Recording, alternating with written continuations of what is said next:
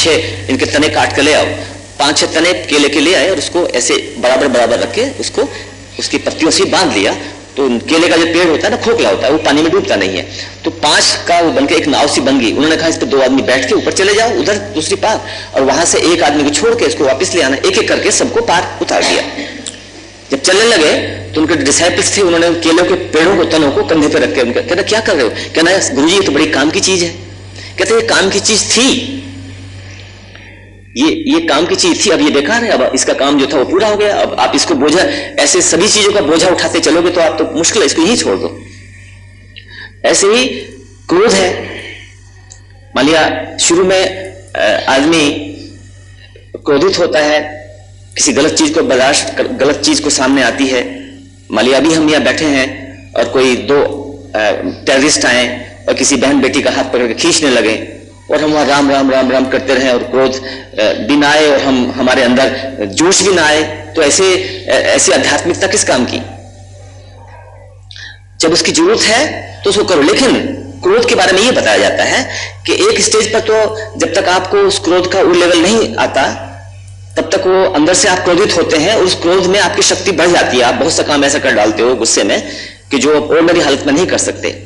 जब आप एक ऐसे लेवल पर पहुंचते हो तो आप वो कार्य तो करोगे लेकिन अंदर से डिस्टर्ब नहीं होगे। क्योंकि क्रोध में एक ये भी बात है कि जब आप क्रोधित होते हैं तो उसमें जो आपकी वर्किंग एफिशिएंसी है वो कम हो जाती है। यदि ऐसी फल की इच्छा, अटैचमेंट है, ग्रीड, लोभ में भी यही है। यदि हमारा लोभ है, ग्रीड है, उसके फल के साथ हमारा मन अटका हुआ है तो हमारी वर्किंग एफिशिएंसी कम हो जाएगी। क्योंकि जैसे मान लिया आप कोई इंटरव्यू देने जाते हैं और इंटरव्यू में आपका ये निश्चित मन से आप जा रहे हैं कि नहीं मेरा सिलेक्शन होना ही चाहिए, मेरी कोई सर्विस नहीं है, 3-4-5 साल से धक्के खा रहा हूं, डिग्रियां लिए हुए, तो आपको ये लग रहा है कि यदि ये भी सर्विस मेरे हाथ से चली गई तो बहुत बुरा होगा। आप इसलिए होल हार्टेडली ये चाहते हो कि ये सर्विस मुझे मिले ही। तो आप जब इंटरव्यू फेस करोगे तो आप थोड़े से घबराए से, थोड़े से नर्वस हो गए, ऐसे सोच समझ के आंसर दोगे कि कहीं कुछ गलत आंसर ना हो जाए। और यदि आपकी ऑलरेडी एक दूसरे कैंडिडेट है उसकी ऑलरेडी सर्विस लगी हुई है, उसको ये सर्विस मिले तो ठीक है, नहीं मिले तो ठीक है, तो जब वो इंटरव्यू फेस करेगा वो ऐसे धड़ाधड़ जवाब देगा कि जो एग्जामिनर्स हैं, जो इंटरव्यूअर्स हैं, वो भी हैरान हो जाएंगे। तो इस व्यक्ति का जिसको सर्विस ऑलरेडी लगी हुई है, इसका फल में उतनी अटैचमेंट नहीं है कि इसको फल वो पोस्ट मिले ही, लेकिन दूसरे व्यक्ति को वो पोस्ट नहीं मिले तो वो नर्वस हो रहा है, इसलिए उसकी जो वर्किंग एफिशिएंसी वो कम हो जाती है।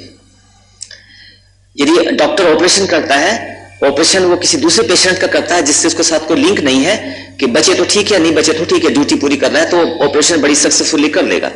लेकिन डॉक्टर यदि अपने बेटे का ऑपरेशन कर रहा हो, द ओनली सन, एक ही बेटा है उसका ऑपरेशन कर रहा है, तो उसके मन में यह है कि नहीं इसको तो बचना चाहिए, अटैचमेंट है, मोह है, तो उसकी वर्किंग एफिशिएंसी कम हो जाएगी, वो ठीक से ऑपरेशन कर ही नहीं पाएगा।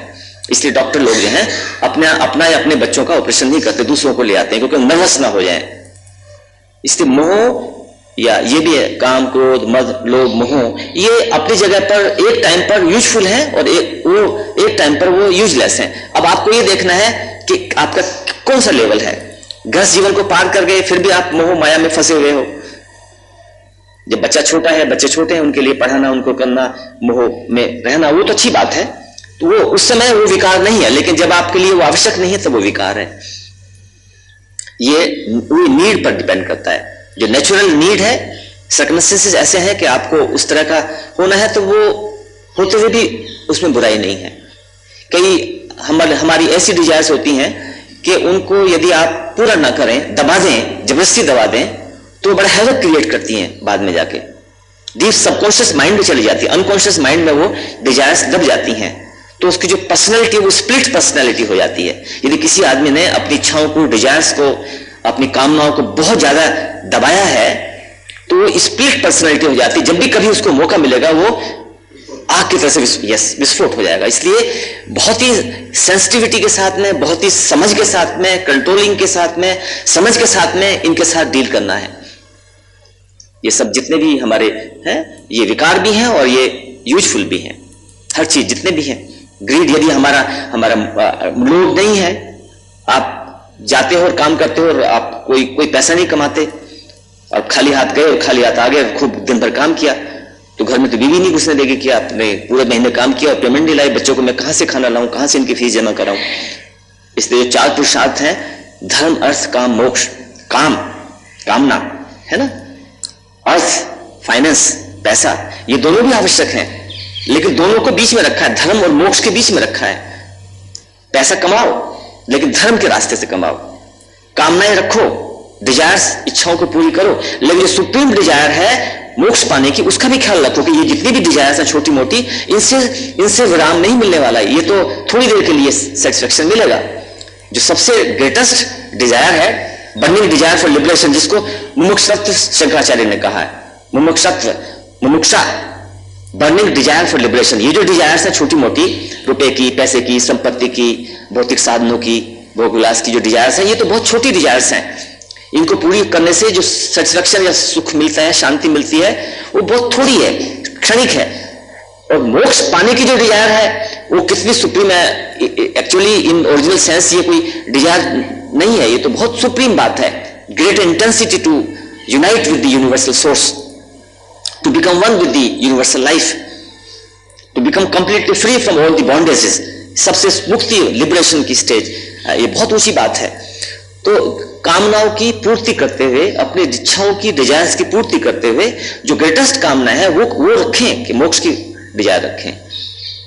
तो ये सब चीजें, जो विकार जो आपने बताए, ये एक्चुअली प्रकृति में कोई चीज बुरी नहीं है, जब उनका मिसयूज करते हैं तो बुरी है। कोई भी चीज प्रकृति में बुरी नहीं, जो भी चीज यदि सचमुच ही वो बेसिकली ही बुरी होती कोई चीज, तो उसकी उत्पत्ति ना होती। हर चीज यूजफुल है, एक तिनका भी यूजफुल है, कौवा भी यूजफुल है। कौवा को देखते हैं, सांप, बिच्छू, ये वो, आप यदि कैलकुलेट करें और किसी के बारे में ये क्यों बनाया प्रकृति ने, नहीं, वो एक बैलेंसिंग है। यदि एक जीव की पूरी कंप्लीटली उसको वॉश आउट कर दें पूरी अर्थ के ऊपर से, तो बैलेंस गड़बड़ा जाएगा। बैलेंसिंग है। चूहे अपना काम कर रहे हैं, बिल्ली भी है, बिल्ली चूहे को बराबर कर रही है, कुत्ते हैं, कुत्ता हमारी रक्षा करता है, शेर भी हैं। यदि आप, इसलिए तो अब लेटेस्ट ये हो रहा है कि गवर्नमेंट ने शेर के शिकार के लिए मना कर दिया, क्योंकि यदि शिकार उसका करते रहेंगे, सारे शेर जो लॉयंस हैं उनकी ब्रीड खत्म हो जाएगी, तो बैलेंस बिगड़ जाएगा। तो ऐसे बैलेंस हमें अपने जीवन में बना के चलना है, बैलेंसिंग लाइफ। इसी में यही आर्ट ऑफ लिविंग है। किसी चीज को इतना ओतप्रोत हो जाना कि उसी को एक्स्ट्राऑर्डिनरी प्रेफरेंस देते रहना, अध्यात्म भी यही है। आप अध्यात्म में ऐसे चले गए कि आपने जबरदस्ती अपने शरीर को टॉर्चर करके और आपने उसको जबरदस्ती इच्छाओं को दबाकर और आप अध्यात्म में चले गए या संन्यास ले लिया। कई ऐसे लोग हैं 20-25 साल की अवस्था में यंग हुए और या थोड़ी अवस्था में उन्होंने संन्यास ले लिया, और जब वो 25-30 साल के हुए तो उस समय उनकी जो कामनाएं हैं, डिजायर्स हैं, वो उन्होंने जोर मारा, तो पता लगा कि वो अपने आप से लड़ते हैं जीवन भर। 40-50 साल, 55 साल तक उन्होंने अपनी किसी तरह से उसको काबू किया, लेकिन फिर ऐसा बांध आया कि 55 साल की उम्र में किसी औरत के साथ शादी करके वो भाग गए। ऐसे कई देखने में ऐसे केसेस आए हैं। तो ऐसा करना भी बहुत खतरनाक है काम, है ना। आपने जो बात पूछी, तो ये सब प्रकृति का नियम है। ब्रह्मचर्य जीवन है, गृहस्थ जीवन है, वानप्रस्थ और संन्यास। सिस्टमेटिकली चलेंगे तो उसका बहुत यूज होगा। बातें बहुत छोटी हैं, लेकिन इनको समझना बहुत जरूरी। कई बार हम धोखा खा जाते हैं, क्योंकि हमें उतनी जो इमोशंस हैं, पहले इंस्टिंक्ट समझो। देखो 3 चीजें हैं, instinct, desire and will. Instinct है एक नेचुरल इंस्टिंक्ट, जैसे आपको प्यास लगी, शरीर में अंदर से टेम्पटेशन है, पानी मांगती है बॉडी, ये इंस्टिंक्ट है, नेचुरल इंस्टिंक्ट है। भूख लगी तो ये इंस्टिंक्ट, नेचुरल इंस्टिंक्ट है।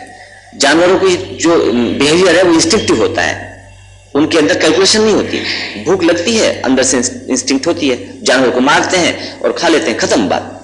आदमी प्लान करता है, आदमी किसी का मर्डर करने का प्लान करता है, उसकी इंस्टिंक्ट नहीं है मर्डर करना। जानवर की इंस्टिंक्ट है, शेर की इंस्टिंक्ट है कि जैसे उसके सामने हिरण आएगा तो एकदम से उसको भूख लगी है, भूख नहीं है तो नहीं मारेगा। ये भी बात है। आदमी तो बिना भूख के मारता है, ठीक है ना।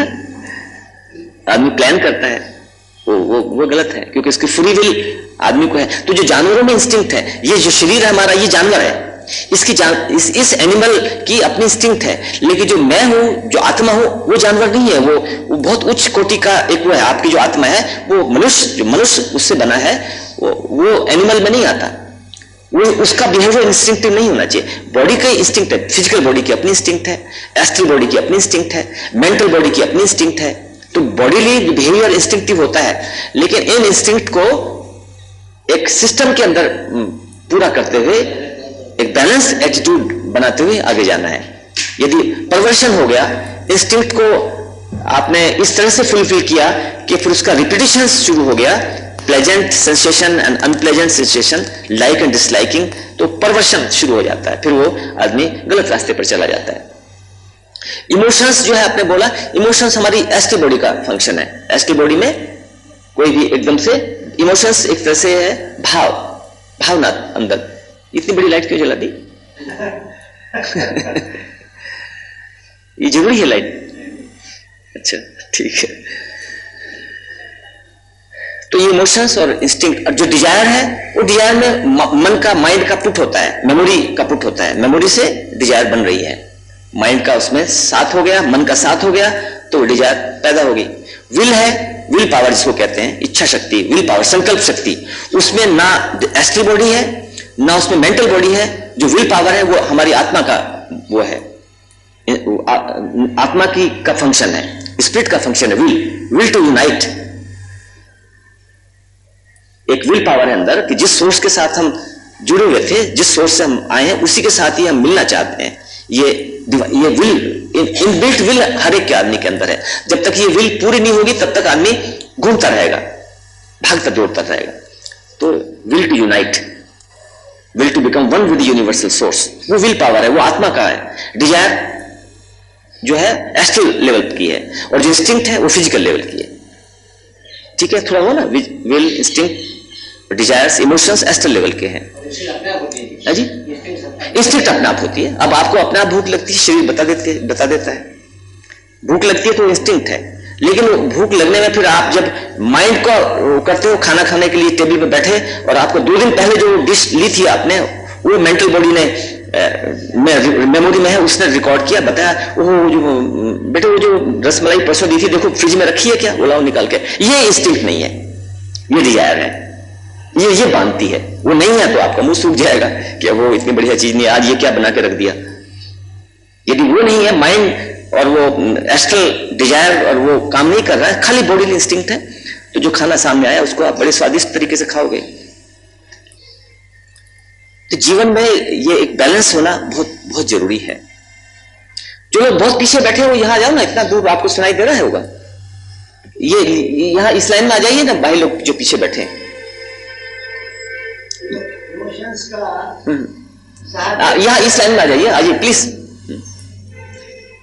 साहचर्य बनाने के लिए, उनको ज्यादा समाज उपयोगी बनाने के लिए साहचर्य काम करता है। साहचर्य को क्या बोलेंगे? Coexistence, correlations. अच्छा, कोरिलेशंस। तो हाँ, क्या करते हैं कोरिलेशंस में? उसमें उससे ही भावनाएं आदमी की बढ़ती है, एक दूसरे के प्रति प्रेम है। हाँ, वो तो है, सापेक्ष है, वो ठीक है। भावना तो एक दूसरे के प्रति पॉजिटिव होनी चाहिए, लेकिन नेगेटिव भावना भी होती है, एक्सप्लॉइट करने की भी भावना आ जाती है कई बार। अपने स्वार्थ को, अपनी भावना को फुलफिल करने के लिए आदमी दूसरों को एक्सप्लॉइट करता है, वो एक्सप्लॉइटेशन नहीं होना चाहिए। यदि गिव एंड टेक है तो भी चलेगा, लेकिन टेकिंग ही है, लेना ही लेना है, बटोरना ही बटोरना है, तो हानिकारक है। पहले तो बटोरना है, तो क्योंकि जो मटेरियल है, जो मैटर है, वो ग्रो करता है लेने से। जो हमारे पत्थर हैं, जो खनिज पदार्थ हैं, वो लेते हैं, उससे वो ग्रो करते हैं। पृथ्वी के अंदर से वो सारी शक्तियां लेते हैं। डायमंड जो है, डायमंड कोयले के बीच में है, तो कोयले के अंदर, कोल के अंदर जो सख्त पदार्थ है, हार्ड, उसको सक करके, और वहां पर एक डायमंड की, हीरे की उत्पत्ति हो रही है, तो वो लेता है उससे। पत्थर, पहाड़, ये जो मेटेरियल चीजें हैं, ये ग्रो करती हैं, रिफाइंड होती हैं लेने से, रिसीव से। पेड़ पौधे भी रिसीव करते हैं, वो लेने से ग्रो करते हैं। पेड़ आपने लगाया, यहां आसपास का जितना भी नमी है उसको खींच लेगा, आसपास में जितना मेन्योर है, खाद है, पदार्थ है, उसको खींच के, और वो ग्रो होगा। ऑक्सीजन लेगा, सन से लेगा, उसकी लेने की टेंडेंसी है, वो लेने से ही ग्रो होगा। एनिमल्स भी लेने से ग्रो होते हैं, लेकिन ह्यूमन बीइंग का जो ग्रोथ है वो बिल्कुल उल्टी है। ये समझ में नहीं आती। पर चूंकि हम लोग पहले खनिज पदार्थ में रहे हैं जीवन, फिर पेड़ पौधों में रहे हैं, फिर पशुओं में रहे हैं, तो लेने की इतनी जबरदस्त आदत पड़ी हुई है कि लेने के अलावा कोई बात सोचती ही नहीं। ले लो, बटोर लो, घसीट लो, ग्रैब कर लो। वही टेंडेंसी यहां पर ह्यूमन बीइंग में आने के बाद भी ये आदमी भूल जाता है कि अब जो ग्रोथ है फर्दर रिवर्स गियर देने से, जितना आप देंगे उतनी आपकी ग्रोथ होगी, कल्याण। ये बात बड़ी देरी से समझ में आती है। ये सब चीजें जो है ना, लेने के बजाय देने का ही ज्यादा विचार करते हैं। वृक्ष है, फल है, अपना छाया है, सब दूसरों के लिए नहीं, वो ठीक, वो तो देते, वो तो उसका अपनी इच्छा नहीं ना बेचारे की, वो तो एक नेचर का एक वो है। लेकिन जो उसकी ग्रोथ होती है, जो उसकी फ्लावरिंग होती है, उसमें जो फल लगता है, वो उस स्टेज पे पहुंचने के लिए उसने सब चीजें बटोरी हैं, तब वो उस लेवल पर हो गया है। और वो जो उसको फुलफिलमेंट हो गया, फ्लावरिंग हो गया, तो नेचर का नियम है, फिर वो फ्लावर फिर क्या करेगा, वो तो खुद तो नहीं खाएगा, उसकी तो ग्रोथ इसी में है। नहीं, वो तो नेचर का, उसकी बेचारे की अपनी भावना तो है नहीं, पेड़ की कोई भावना नहीं है। कहने के लिए हम लोग कहते हैं वृक्ष ने, पेड़ कभी अपना फल नहीं खाते, नदी कभी अपना पानी नहीं पीती। ऐसे जो अच्छे लोग हैं परमार्थ के कारण, जो साधु लोग हैं, वो अपना शरीर उसी के लिए रखते हैं। तो उसके उस एस्पेक्ट का हम नकल, मतलब उसका उदाहरण लेते हैं कि हमें ऐसा होना चाहिए। वृक्ष के ऊपर पत्थर मारो तो पत्थर उल्टा पत्थर मारने के बजाय आपको फल देता है खाने के लिए, तो उसका उस एस्पेक्ट को हाईलाइट करने के लिए कहा। लेकिन सचमुच देखा जाए तो पेड़ पौधों में कोई फीलिंग नहीं है, उनकी कोई प्लानिंग नहीं है, उनमें थिंकिंग फैकल्टी नहीं है। जैसा पिछले बार भी बताया था, हमारे 7 शरीर, मनुष्य के ही पास 7 शरीर हैं। जो मिनरल है उसके पास 2 शरीर है। बेटे ये ध्यान से सुनना आप लोग जो साइंटिस्ट हैं, जो मिनरल है, पदार्थ है, उसके पास 2 शरीर हैं। एक फिजिकल बॉडी है, एक ईथरिक बॉडी है। पत्थर के अंदर भी ईथरिक बॉडी है। पत्थर सांस लेते हैं, पत्थर ऑक्सीजन लेते हैं। पत्थर जो है प्राण शक्ति है उसके अंदर है, क्योंकि उसके अंदर जो एटम्स घूम रहे हैं वो प्राण, उसका वो शक्ति है, प्राण शक्ति है उसके अंदर। तो मिनरल्स के अंदर, खनिज पदार्थों के अंदर physical body and etheric body 2 शरीर हैं। लेकिन पदार्थ उनके अंदर जो है एस्ट्रल बॉडी नहीं है, पदार्थ की कोई फीलिंग नहीं है। पत्थर को आप उठा के फेंक दें, ठोकर मार दें, तो उसको कष्ट नहीं होगा, क्योंकि उसके अंदर एस्ट्रल बॉडी नहीं है, सेंसेशन ही नहीं है। चेतना है, लाइफ है, एनर्जी तो है, लाइफ एनर्जी, लेकिन उस एनर्जी को, लाइफ एनर्जी को मैनिफेस्ट होने के लिए वो एस्ट्रल सेंसेस नहीं है। लेकिन पेड़ पौधे हैं, उसके अंदर एस्ट्रल बॉडी एक और जुड़ जाती है। पेड़ पौधों में 3 शरीर हैं, फिजिकल, ईथरिक एंड एस्ट्रल। पेड़ पौधे के अंदर सेंसेशन है, उनके अंदर फीलिंग है। उनको टच करो तो कई पेड़ तो ऐसे होते हैं कि उनको छूने से वो एकदम मुरझा जाते हैं, सिकुड़ जाते हैं। कई अफ्रीका में ऐसे वृक्ष हैं जो उनके पास कोई भी जीव जंतु गुजरता है तो उसको ऐसे अपनी लताओं में लपेट लेते हैं और सक करके उसका ब्लड पी जाते हैं। तो उनके अंदर वो एक सेंसेशन है। उनके अंदर 3 शरीर हैं, फिजिकल, ईथरिक एंड एस्ट्रल। लेकिन उनके अंदर पेड़ पौधों में मेंटल बॉडी नहीं है। जैसा आप कह रहे थे ना कि वो तो दूसरों को भोजन देते हैं, वो बेचारे ऐसा नहीं सोचते, वो तो स्वतः ही उनके हाल से हो रही। क्योंकि प्रकृति का ये तो मैनिफेस्टेशन का एक नियम है कि एक के बाद एक दूसरा पर हम आश्रित हैं, आधारित हैं। अब जो ऑक्सीजन देते हैं, जब उनके पास को जाते हैं तो ये थोड़ी सोचते हैं कि ये मेरा बड़ा भाई आया है, इसको मैं ऑक्सीजन दूं। ये तो उसका स्वतः ही एक प्रकृति की प्रक्रिया है।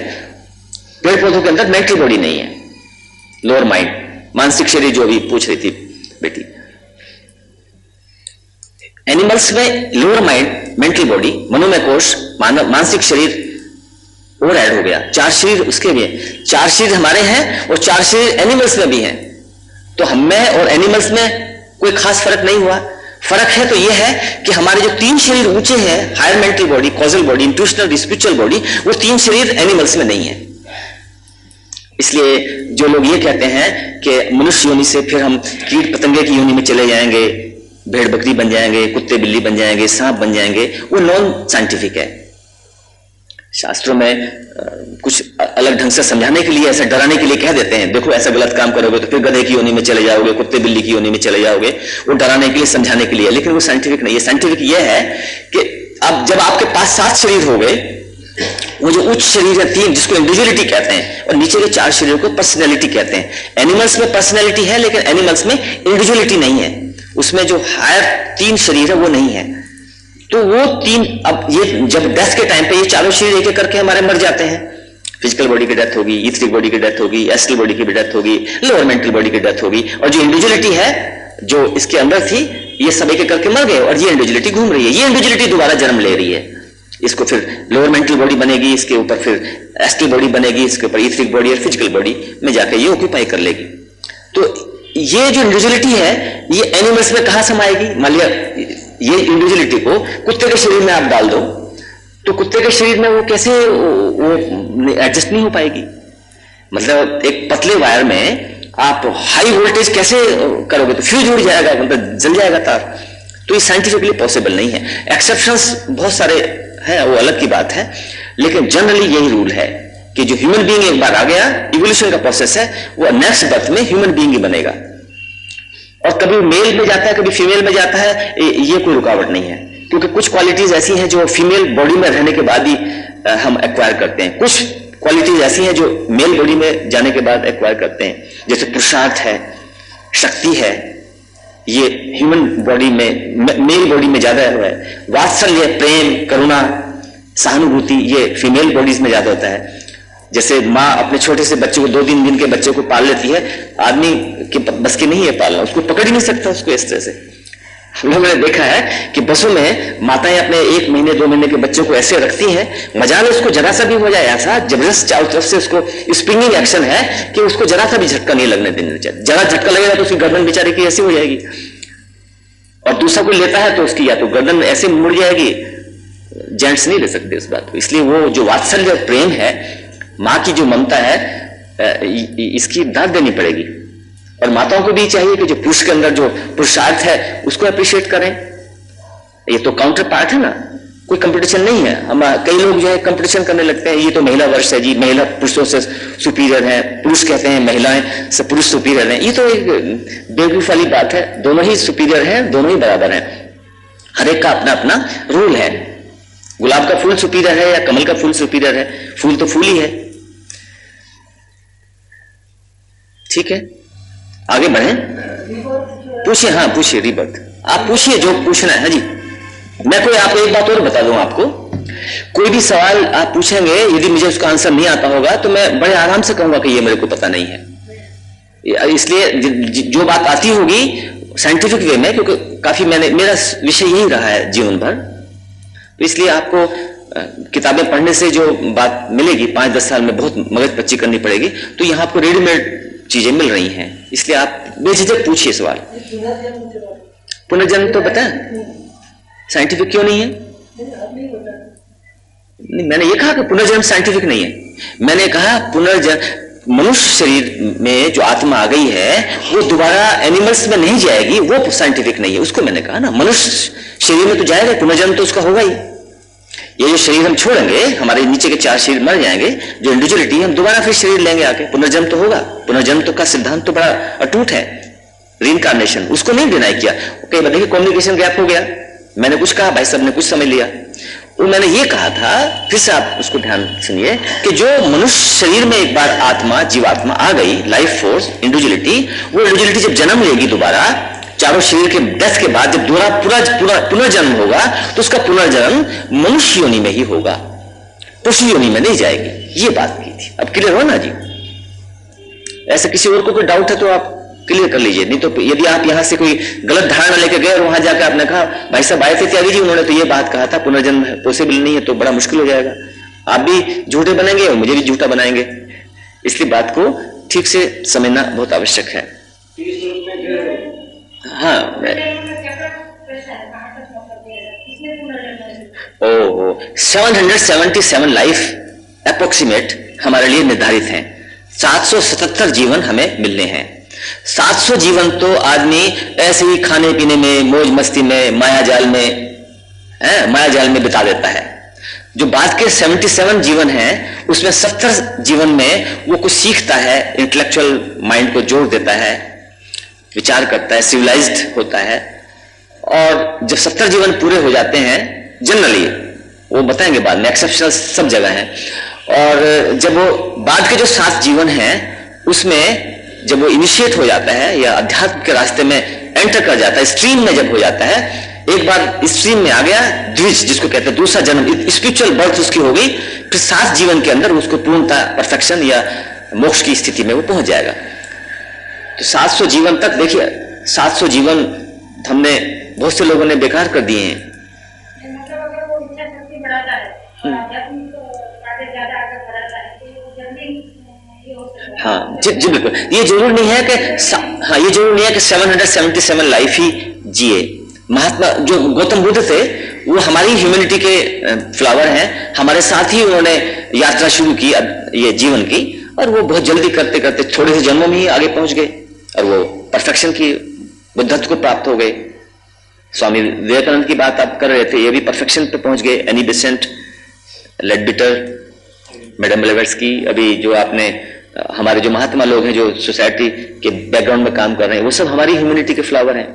और ऐसे भी इस ह्यूमैनिटी में ऐसे भी मानव है जो अभी रावण और कंस की श्रेणी के लेवल पर ही जीवन जी रहे हैं। तो ये डिपेंड करता है दौड़ में कितना जल्दी तेजी से आप दौड़ रहे हैं, जितनी इंटेंसिटी है उतना जल्दी से आप टाइम कवर कर लेंगे अपने इसको। आप कुछ पूछ रहे थे? बात अगर है बिल्कुल होता है। जो पुनर्जन्म होता है हमारा जन्म कहाँ होना चाहिए, कैसे हमारे माँ बाप होने चाहिए, कैसा वहां का वातावरण होना चाहिए, गटर में जन्म हो या राजा के यहाँ जन्म हो, ऐसे माता पिता कहीं हो जो शुरू से ही शराबी और कबाबी हैं और स्मैक पी के पड़े रहते हैं, उनके यहाँ जन्म हो, या ऐसे योगी हैं जो आध्यात्मिक चिंतन मनन में लगे हुए हैं, उनके यहाँ हमारा जन्म हो। ये हमारे कर्मों पर डिपेंड करता है। यदि हमारे कर्म इस तरह के हैं, एक बिजनेस माइंडेड आदमी बिजनेसमैन के यहाँ जन्म लेगा, एक आध्यात्मिक प्रकृति का व्यक्ति आध्यात्मिक श्रीमान के यहाँ जन्म लेगा। नहीं, देखिए ना, प्रारब्ध क्रिया जो हमारे संचित कर्म है उसका जो हिस्सा हमें इस जन्म में एक्टिवेट हो रहा है, जो इस जन्म में भोगने, उसको हम प्रारब्ध कहते हैं। प्रारब्ध और ये क्रियामान कर्म दोनों का समावेश है। जितना ज्यादा पुरुषार्थ हम करेंगे, यदि हम ये मान के बैठ जाए नहीं हमारा तो जीवन प्रारब्ध के हाथ में ही खिलौना है, हम कुछ नहीं कर सकते, तो कभी भी मुक्ति नहीं होगी। एक के बाद एक हम बस उसमें जाते ही रहेंगे। लेकिन पुरुषार्थ जो हमारा क्रियामान कर्म जिसको कहते हैं उसके लिए स्वतंत्र है। ये स्वतंत्रता मनुष्य को ही है, एनिमल्स को ये स्वतंत्रता नहीं है। एनिमल लेवल तक जो इवोल्यूशन है वो नेचुरल इवोल्यूशन हो रहा है। खनिज पदार्थ से लाइफ जीवन पेड़ पौधों में आया, फिर वो पशुओं में आया। पशु में भी पहले छोटे मोटे कीड़े मकोड़े जो 24 घंटे के अंदर जन्म लेते हैं, 24 घंटे में उनका जीवन खत्म हो जाता है। फिर कुछ ऐसे कीड़े मकोड़े हैं जिनका जीवन 1 हफ्ते चलता है, कुछ ऐसे कीड़े मकोड़े हैं जिनका जीवन 1-2 महीने तक होता है। फिर ऐसे पशु हैं जो 8-10 साल तक कुत्ता बिल्ली है, गाय है। तो उसके बाद में उसका इवोल्यूशन जो हो रहा है ना एनिमल तक, वो नेचुरल है। एनिमल्स के अंदर फ्री विल टू एक्ट नहीं है, उनके अंदर कर्म करने की स्वतंत्रता नहीं है, इसलिए उनका प्रारब्ध नहीं बनता। मनुष्य के अंदर कर्म करने की स्वतंत्रता है, इसलिए वो अपने उसका प्रारब्ध बनता है। वो जिम्मेदार है अपना अच्छा या बुरा कर्म करने के लिए। वो ये नहीं कह सकता मैं तो कुछ नहीं कर रहा जी, परमात्मा ने जैसी मेरे से काम कराया वैसे मैंने कर लिया। जब मनुष्य की वो लास्ट स्टेज में ऐसा होता है, शुरू में कर्म करने की स्वतंत्रता है, जब तक उसको यह है कि मैं हूं, मैं कर्म करता हूं, कर्तापन का भाव रहता है। तो जब तक मैं का भाव है तो उसकी जिम्मेदारी उसके ऊपर है कि उस मैं से मैं करता हूं तो अच्छा और बुरे में डिस्क्रिमिनेशन करता रहे। लेकिन जब ऐसी स्टेज आती है, एक फाइनल इसका भी इवोल्यूशन हो रहा है ना, तो फिर उसमें जो कर्म करने की स्वतंत्रता है वो खत्म हो जाती है। उसने अपनी स्वतंत्रता जो उसको मिली हुई थी वो सरेंडर कर दी और वो अपनी इंडिविजुअल विल डिवाइन विल में मिक्स कर दिए। अब तो जो हो रहा है वो हो रहा है, बस परमात्मा के हाथों में वो इंस्ट्रूमेंट है। फिर उससे गलत काम होगा ही नहीं। जब डिवाइन फोर्सेस उसके थ्रू वर्क करनी शुरू करेंगी तब वो गलत काम नहीं करेगा। लेकिन जब तक वो मनुष्य है, मानव है, उसके अंदर मैं की भावना है, मैं करता हूं, कर्तापन का भाव है, तब वही जिम्मेदार है अच्छा या बुरा कर्म करने के लिए। उस समय जब तक उसका मैं बना हुआ है, कर्तापन का भाव है, वो ये सहारा नहीं ले सकता कि मैं तो कुछ नहीं करता जी, जो कुछ करता परमात्मा करता है। उसने मेरे से मर्डर कराया तो मैंने मर्डर कर दिया, उसने मेरे को ऐसी प्रेरणा दी तो ये तो उसको दोष दो जी, उसने मुझे ऐसी प्रेरणा क्यों दी कि मैंने जाके उसको लूट लिया या उसको परेशान किया, एक्सप्लॉइट किया। नहीं, ये नहीं है, वो उसको नहीं दोष दे सकते। अब हमारी फ्री विल है। जब ये स्थिति आएगी, सचमुच ये स्थिति आएगी कि मैं हूं ही नहीं, कर्तापन का भाव खत्म हो जाएगा, यही ज्ञान योग है कि मैं मीन्स आत्मा सेपरेट परमात्मा से, individual consciousness and universal consciousness. जब ये यूनिवर्सल कॉन्शियसनेस, ये सेंटर उसमें मेल्ट हो रहा है, उस यूनिवर्सल सोर्स में फ्लोट कर रहा है, तब कोई पॉसिबिलिटी नहीं है कि ऐसा व्यक्ति जिसके अंदर मैंपन का भाव खत्म हो गया है, उसके अंदर यूनिवर्सल आउटलुक बन गया है, ऐसा व्यक्ति कोई गलत काम नहीं कर सकता, उसके हाथों से कोई गलत काम नहीं हो सकता। वो स्पिरिचुअल लेवल है, स्पिरिचुअल है, इंट्यूशन से भी ऊपर है, स्पिरिचुअल लेवल है। हाँ, जो स्मृतियां हैं, देखिए स्मृति का जो पूर्व जन्म की स्मृति है, कई लोग बड़े इंटरेस्टेड होते हैं पूर्व जन्म की बातें जानने के लिए, इसलिए इसका साइंटिफिक मैं आपको विश्लेषण करके बताता हूं। जो भी हमारी स्मृतियां हैं, याद है, वो हमारे ब्रेन सेल्स में रिकॉर्डेड है, ठीक है, ब्रेन सेल्स में रिकॉर्डेड है।